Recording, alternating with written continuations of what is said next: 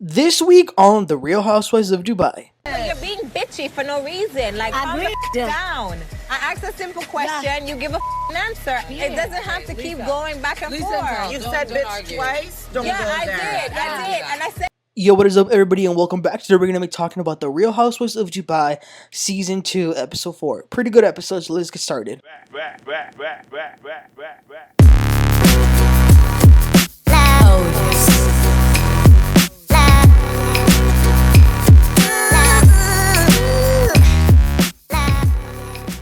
Alright, so the opening scene is Taleen, the new housewife, who, even though she is new, I feel like we've known her for a while. Like, she fits in so great. So in this scene, she's doing a boot camp for women, which she does regularly because when she moved to Dubai from LA, she didn't see many spaces for women to truly be able to go there and work out and, just burn calories and build a nice physique. And this is some serious stuff. It's hardcore weights and conditioning. I love that she does this because it excites her and she's passionate about it. She doesn't do it as much as she wishes she could because she has 2 young daughters and her husband has recently been begging her for another child because he really wants a boy because the 2 that they have right now are girls. The next scene is Caroline and Sergio. So they are busy packing because they have to move into their new house that's being built. But here's the thing. Because Caroline has been living there longer and certain regulations, you have to be there for a certain time and have certain credit to have things under your name, everything is really falling on her. And she's doing all these important things. And as she's doing that, she's paying some bills and stuff. Sergio is nagging her and bothering her like a gnat, saying, honey, where do I do this? Honey, where do I put these bags? Honey, what are you doing? Honey, listen to me. Honey.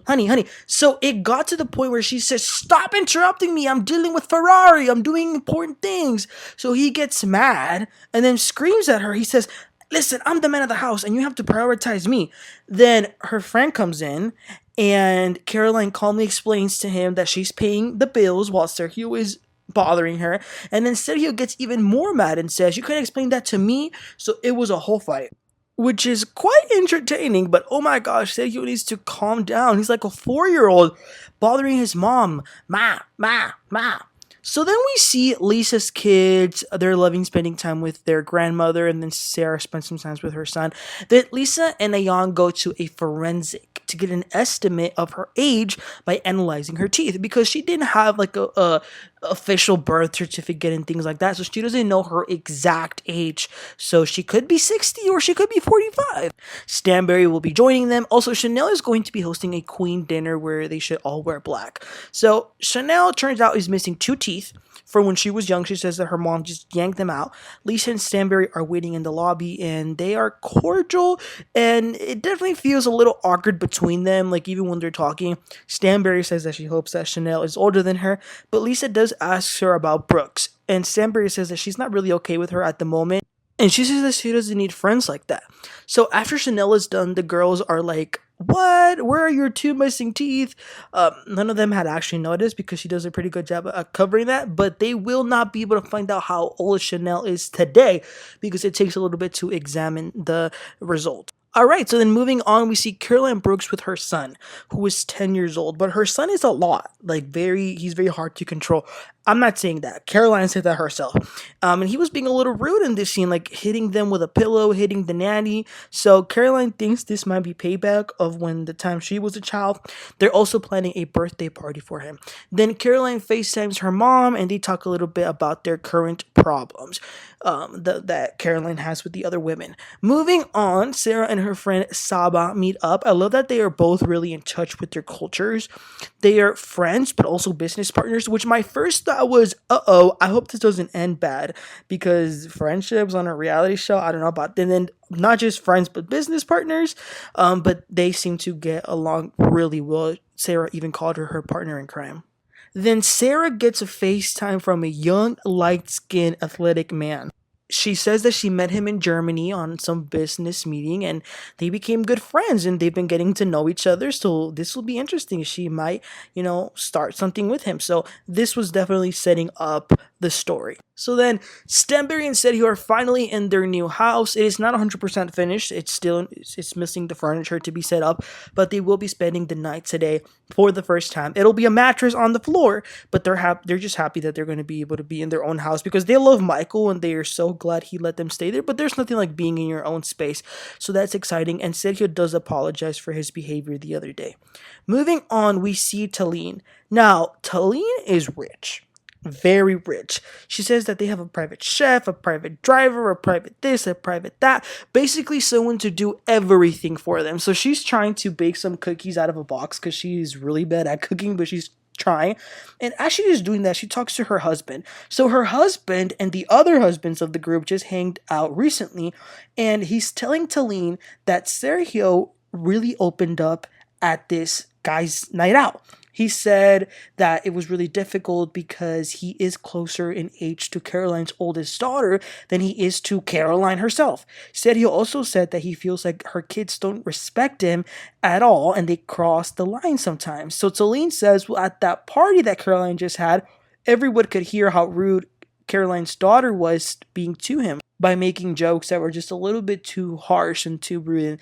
It looked like Sergio was upset. So it is then time for Ayan's Queen dinner.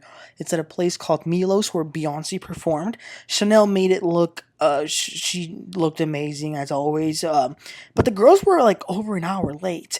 And it was Chanel, Stanbury, and Brooks that came with tiaras, and they looked really great as well. It was hilarious how they began to argue once again on who was closest to Beyonce and who was on the VIP. It's like so unserious but funny. Lisa's mom left the night before, so she tells them that she's still going to try and make her move. Caroline Stanbury told them that she just moved into her house. There's obviously some tension between the Carolines, so Ayan sort of brings it up and asks where they are, like, are they okay? But they both say, we're good, even though they're not really good. Chanel then says, Sara, I heard that you're dating a half African, half German man. And Sara says, yeah, he's coming in a few days and the ladies will get to meet him. So then Chanel does a game. She chooses so the game is you choose someone and you have to say what makes them a queen. So it was nice for them to compliment each other. Lisa says something nice about Sara about Lisa, Brooks about Ayan about Brooks. And then Taleen says something really nice about Stanbury. She says that Stanbury is an amazing mother, an amazing person. She has overcome so much. And that was surprising to some of them, especially Brooks, who had a look of disgust. She was like disgusted hearing that. But then Taleen asks Stanbury if they can please talk to the side, which I think it's nice that she did that she pushed her to the side because she wants to have a little chat. So she tells her, hey, look, listen, Sergio told Rafi that he feels disrespected by your children. So are you and him okay? And Caroline says, yeah, we're okay. Taleen says, I want you to have that conversation with him because it's important. Caroline says, yeah, I mean, obviously, they have their own father, but they kind of see Sergio as like an older brother, and her daughter, who's 17 years old, have a really dry sense of humor, but she understands.